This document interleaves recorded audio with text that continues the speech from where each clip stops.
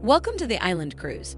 We will take you on a journey exploring world's top iconic islands, so hold on tight and let's go.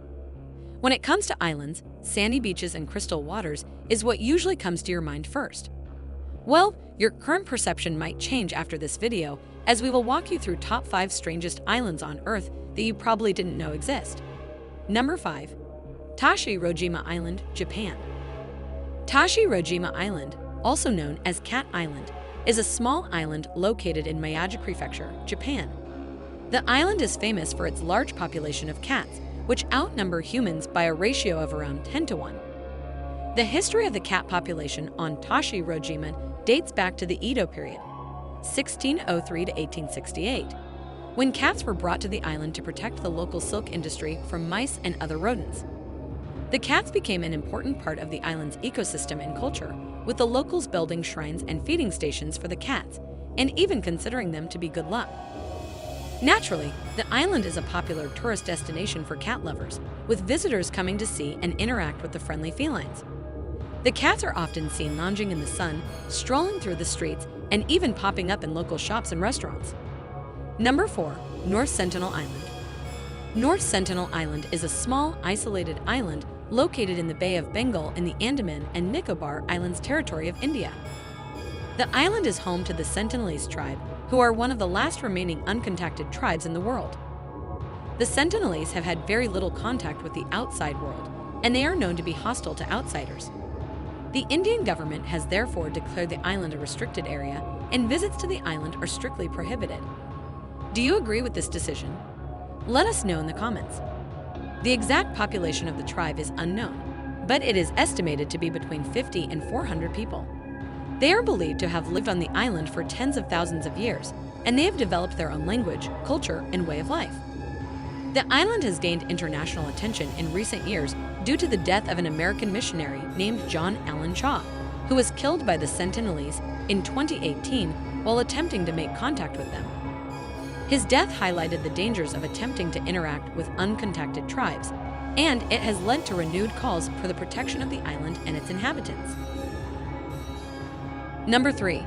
The Floating Islands of Lake Titicaca, Peru.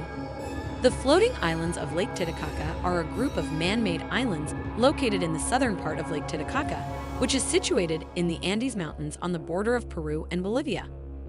The Uros people, an indigenous group of the region, are the creators and residents of these unique islands. The Uros people originally built the islands in order to protect themselves from rival tribes, and they have been living on them for centuries. The islands are made entirely out of totora reeds, which grow in the shallows of the lake. The Uros people harvest the reeds and then layer them on top of each other to create a stable base for the islands. The reeds also play an important role in the daily lives of the Uros people. They use them to build their homes, boats, and even to cook their meals. The islands are constantly maintained, as the reeds on the bottom of the islands decompose over time and need to be replaced.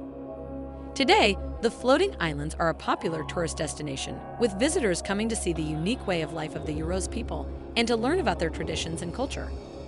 Some of the islands even have shops and restaurants, which offer visitors the chance to try local food and purchase handicrafts made by the Uros people. Number 2. The Great Pacific Garbage Patch.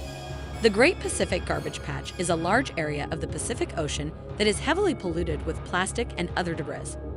It is located in the North Pacific Ocean, between Hawaii and California, and is estimated to be larger than the size of Texas. The garbage patch is formed by ocean currents that converge in this area, creating a gyre, which traps and accumulates floating debris, particularly plastic. The plastic in the patch is broken down into smaller particles, called microplastics, which are harmful to marine life and can also enter the food chain and pose a threat to human health. The pollution in the garbage patch comes from a variety of sources, including shipping and fishing vessels, coastal litter, and plastic waste that is swept into the ocean by rivers and streams. Most of the plastic waste in the ocean is not biodegradable, meaning it will not break down naturally and can persist in the ocean for hundreds of years. The impact of the Great Pacific Garbage Patch on marine life is significant, with reports of animals becoming entangled in plastic debris, mistaking it for food, and dying as a result. The pollution also affects the health of the ocean ecosystem, including the quality of water, air, and soil. Efforts are being made to clean up the garbage patch and prevent further plastic pollution in the ocean, such as through international agreements and initiatives to reduce plastic waste and promote recycling. However, the problem is complex and will require a collective effort from governments, businesses, and individuals to effectively address it. Number 1. La Isla de las Muñecas, Mexico City. La Isla de las Muñecas, also known as the Island of the Dolls, is located in the canals of Xochimilco, a borough within Mexico City, Mexico. It is a small island that is covered in dolls, many of which are missing limbs or heads, giving the island a creepy and eerie atmosphere.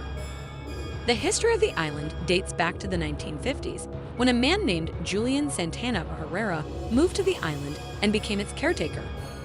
He claimed that he was haunted by the spirit of a young girl who had drowned in the canal, and he began collecting dolls to appease her spirit.